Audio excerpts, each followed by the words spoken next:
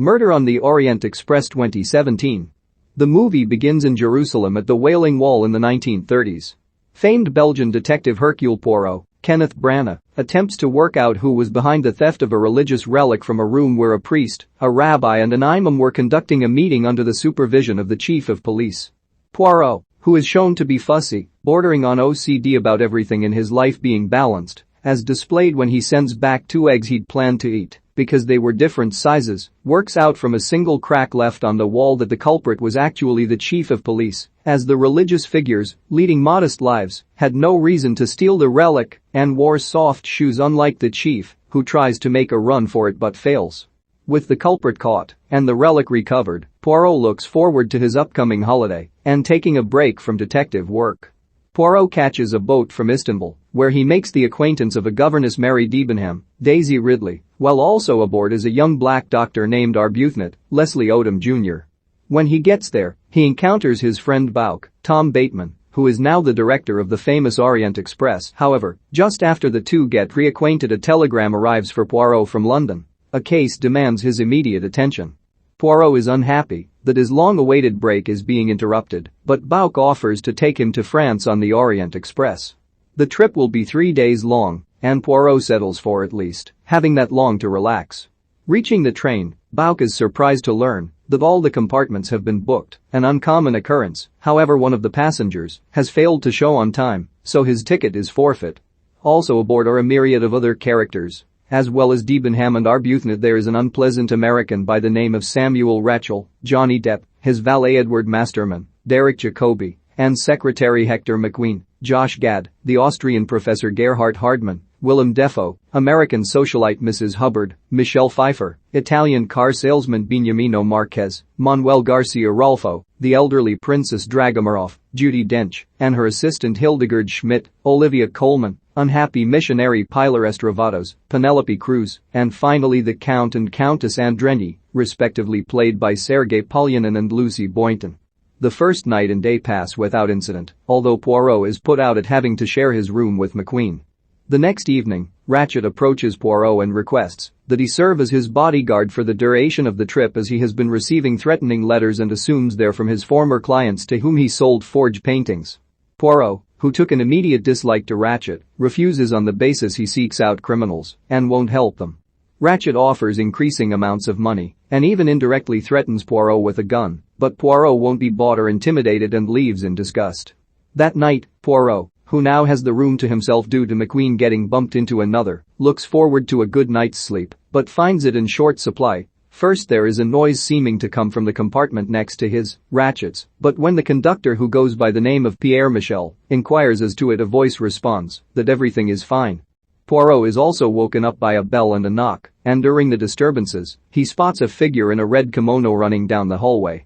Meanwhile, there is an avalanche which stops the train in its tracks, leaving everyone stranded on the line. Poirot is thrown from his bed, where he spies Marquez picking up spilled photos. Since the express was expected to arrive at their next station the following day, everyone will need to wait for a rescue team to be sent.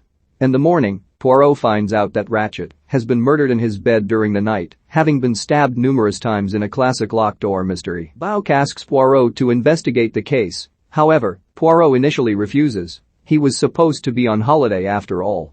Bouc implores him to look into the murder, as the Yugoslav police will likely look for a scapegoat and may target Marquez or Arbuthnot. Faced with this, an exasperated Poirot agrees.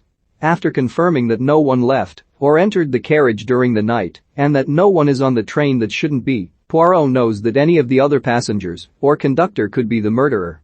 He takes Bouc as his assistant. As Bouc was sleeping in another carriage, he couldn't be the murderer. An investigation of the body shows that Ratchet was stabbed 12 times, however the wounds are not consistent. While some are certainly lethal, others are shallow. This implies that the murderer was drunk, but Ratchet was of good physical build, armed and already wary, so it's very unlikely he was overpowered. Investigating his room, they find the threatening letters as well as a partially destroyed note connecting Ratchet to the case of Daisy Armstrong. Poirot remembers the case. Daisy Armstrong was a little girl who was kidnapped and then murdered despite the family paying the ransom, which caused her mother Sonia, Miranda Rayson, to go into premature labor, killing both her and her unborn child, with Daisy's father committing suicide soon after. Daisy's murderer was a man called Lanfranco Cassetti who got away with the crime, and Poirot and Bouc soon discover from the evidence that Ratchet was Cassetti, and whoever killed him likely had a connection with that case.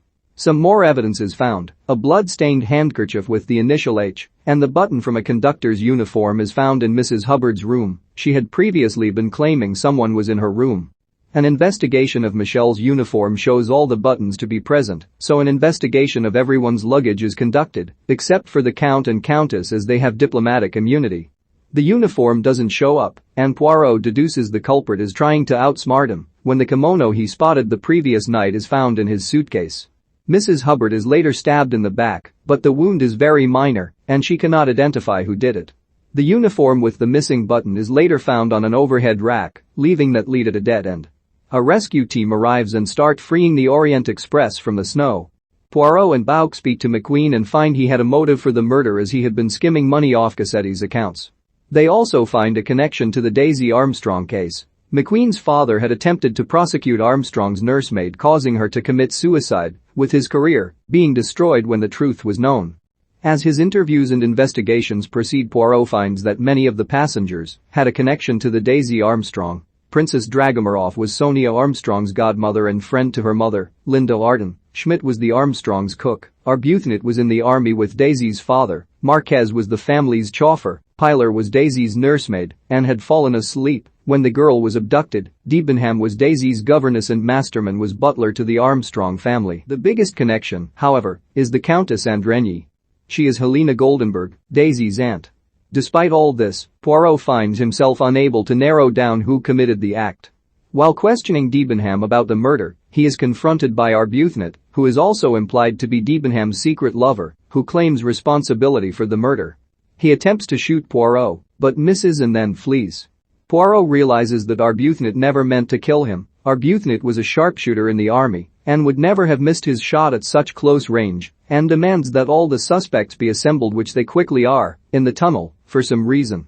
Poirot reveals that there are two possible solutions to the murder, and the first is simple yet unlikely. Cassetti was murdered by one of the many enemies he acquired over the years as Ratchet, who got aboard the train and then fled after the murder. The second is outlandish, but fits the facts better: everyone aboard was involved in the murder.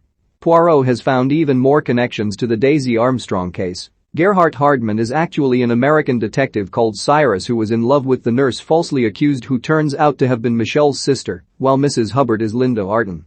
He has reasoned that, so that no one person would have been responsible, all of the suspects entered Cassetti's room and stabbed him in turn as a form of execution. No one knows exactly who killed him.